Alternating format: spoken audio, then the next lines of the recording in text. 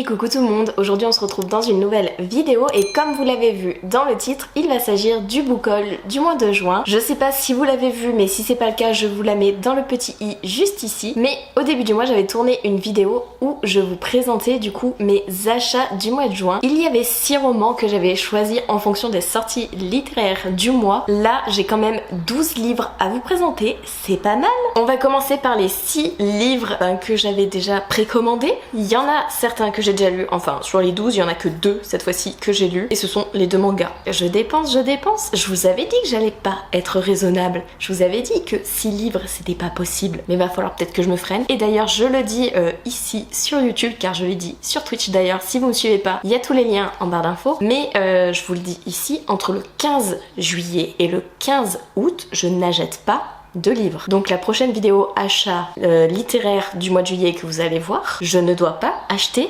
plus que ce que vous allez voir dans la vidéo. On est d'accord? Enfin, on est d'accord. C'est moi qui dois être d'accord avec moi-même, moi qui dois être d'accord avec mes propos. Mais est-ce que vous, par contre, vous croyez en moi? Je pense pas. Faut pas parier sur moi. Mais je me dis, vu que je travaille énormément, que faut que je me freine, que je vais pas avoir une grosse paye vu que j'ai pris une semaine de vacances au mois de juin, je me dis, allez, t'as toutes les occasions pour ne pas trop dépenser. Mais on verra ça. Allez, on commence sans plus tarder par les 2 mangas que j'avais précommandés ou commandés. Tout d'abord, il y a Insomniac, le 9e tome. Donc c'est écrit par Makoto Oshiro et c'est publié chez Soleil Manga. Je vous en parle énormément sur la chaîne. Donc je pense qu'à force vous connaissez le résumé. Mais pour les petits nouveaux, c'est 2 protagonistes qui sont tous les 2 insomniaques et qui n'arrivent pas à dormir la nuit et qui dorment le jour à l'école et qui ont fini par se retrouver dans le même lieu pour faire la sieste. Du coup, une amitié va se créer, une histoire autour de l'insomnie va se créer, ils vont se trouver des activités en commun, des petits liens en commun, ils vont créer une amitié et voir plus qui se solidifie au fil des tomes et j'aime beaucoup cette histoire et surtout les dessins. Ensuite, j'ai acheté L'Atelier des Sorciers, le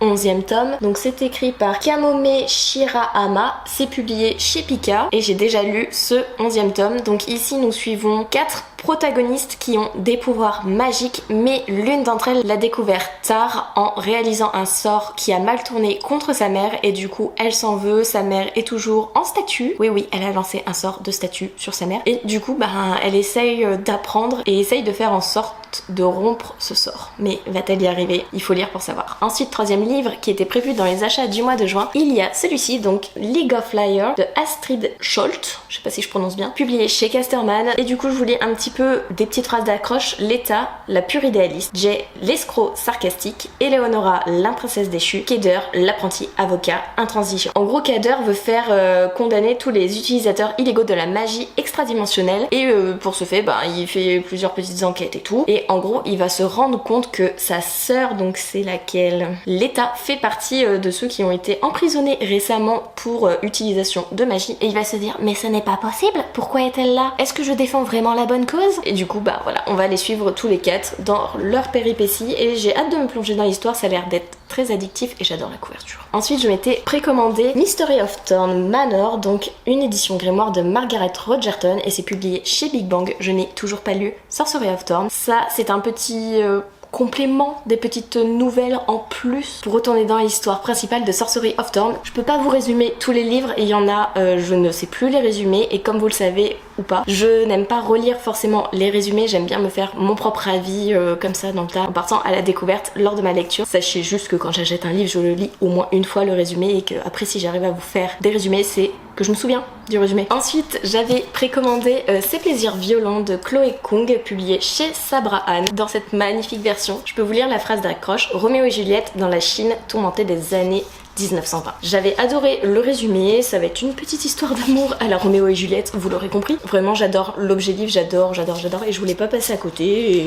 et du coup voilà, je me le suis procuré. Et le dernier que je viens de récupérer à l'instant, il est encore sous blister, du coup je l'ai juste sorti du colis. Il s'agit de celui-ci, donc Beat of Prey de Yana Gray, c'est un tome 2, donc c'est La chasse continue, c'est un 2 Saxus, il va avoir un 3e tome. Je n'ai pas lu le 1er tome, je ne peux pas vous dire de quoi ça parle. Ensuite, avec Manon et Marie, on a fait une virée à Paris et du coup le samedi 17 juin j'étais sur Paris pour un événement littéraire pour le bal vampirique qu'organisait Victor Dixon suite à la sortie du Tombeau des Immortels Vampiria America qui a été publié chez la collection R. Du coup j'étais invitée, je suis allée à l'événement et pour faire d'une pierre deux coups, Marie et Manon ont décidé de me rejoindre sur Paris et on a décidé de se faire une petite journée entre filles, entre copines. Et du coup on est allé à Gibert et du coup j'ai craqué pour 4 livres. Je ne suis pas du tout raisonnable. J'ai tout d'abord craqué pour Prospérine, virgule point et la phrase sans fin de Laure d'Argelos, publié chez Rivka. Ça faisait un petit moment que je le voulais, mais je ne voulais pas forcément cette version, je voulais l'autre, la version bleue, là je vous la mettrai par là, que je trouvais trop belle, mais je ne la trouve pas, elle est d'occasion à des prix exorbitants. Du coup je m'étais rabattue sur cette version là, sauf que je ne la trouvais pas dans les librairies que je faisais. Et du coup quand je l'ai vue à Gibert, j'étais en mode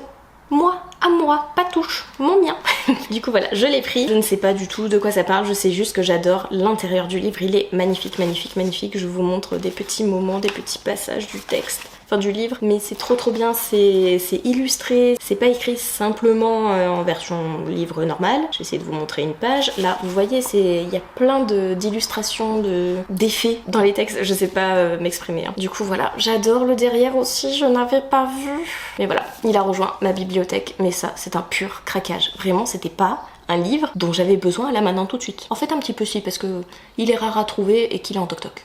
Je me trouve des excuses totalement. Deuxième livre que je me suis acheté durant cette virée shopping, il s'agit de Renversante, le premier tome, donc c'est écrit par Florence Hinkel, c'est publié à l'école des loisirs, je l'ai pris d'occasion, car oui, Prospérine, je vous l'ai pas dit, mais je l'ai pas pris d'occasion, il était pas d'occasion, il était en neuf, et les 3 autres que je vais vous présenter, dont celui-ci, sont d'occasion. Et du coup j'avais déjà le second tome, donc j'ai essayé de trouver le premier, je l'ai trouvé, voilà, ça va être une petite duologie que je vais sortir de ma pile à lire pour le Hot Summer Challenge. D'ailleurs, ma vidéo est sortie, elle sera également dans le petit i juste ici, mais du coup voilà, hâte de découvrir cette histoire. Ensuite je me suis procuré La Cage, donc de Emma Segues, publié chez Ozu. Il y avait Audrey Le Souffle des mots et Manon Vibration littéraire qui l'ont lu, qui ont beaucoup aimé, et du coup j'ai trouvé d'occasion, il me faisait de l'œil et j'ai craqué tout simplement. Je sais juste que c'est une fille qui va être emprisonnée et qui doit sortir, essayer de sortir, du moins essayer de s'évader. C'est le but quand on est emprisonné sans raison, d'essayer de s'évader, non? Je peux vous lire une petite phrase que Marie Replin, donc Muffin and Book, avait écrit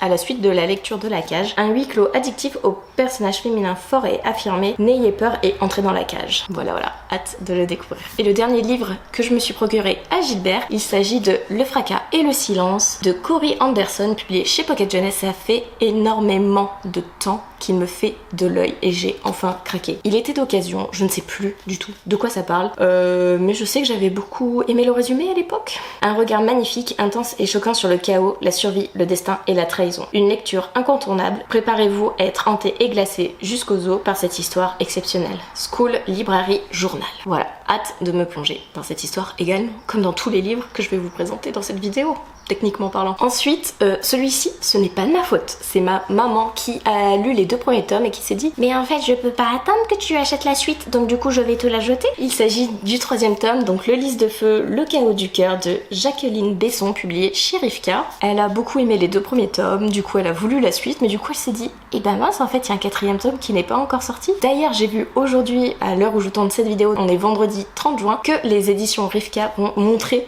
très prochainement la couverture du 4e tome et j'ai trop hâte. Comme ça je pourrais dire à ma maman mais c'est bon, tu peux aller l'acheter, il est sorti. En tout cas j'ai pas lu les premiers tomes, je ne peux pas vous dire de quoi ça parle, mais hâte de me plonger dans cette histoire que ma maman m'a fortement conseillé du coup après sa lecture. Et le dernier livre de cette vidéo, c'était un craquage assez inattendu parce que finalement je suis allée au Don du Sang et ma petite soeur voulait aller récupérer des livres après ce qui avait été sorti, donc elle voulait aller s'acheter ses mangas. Et j'ai dit à ma copine avec qui j'ai fait le Don du Sang, vas-y viens, on va en librairie, tu veux venir avec nous et tout. Elle me dit oui. Et du coup, bah moi j'ai réussi à lui mettre Victor Dixon dans les mains, donc déjà je suis refaite. Mais du coup, elle me dit, mais t'as pas craqué? C'est bizarre. Et bah du coup, j'ai fini par craquer. Et je me suis pris celui-ci, Le garçon en pyjama rayé de John Boyne et Oliver Jeffer, je sais pas si je prononce bien. C'est publié chez Gallimard Jeunesse en version toc-toc. Je l'avais mis dans ma wishlist, donc ça faisait un petit moment qui me faisait de l'œil. C'est sur les nazis, la Seconde Guerre mondiale. J'avais lu Alice 15 ans résistante qui m'avait fait beaucoup aimer du coup cette période assez sombre quand même de l'histoire, et je me suis dit on va essayer d'en lire un autre parce que le journal d'Anne Frank, le tout premier que t'as lu, c'était pas ça. Donc on va essayer de se faire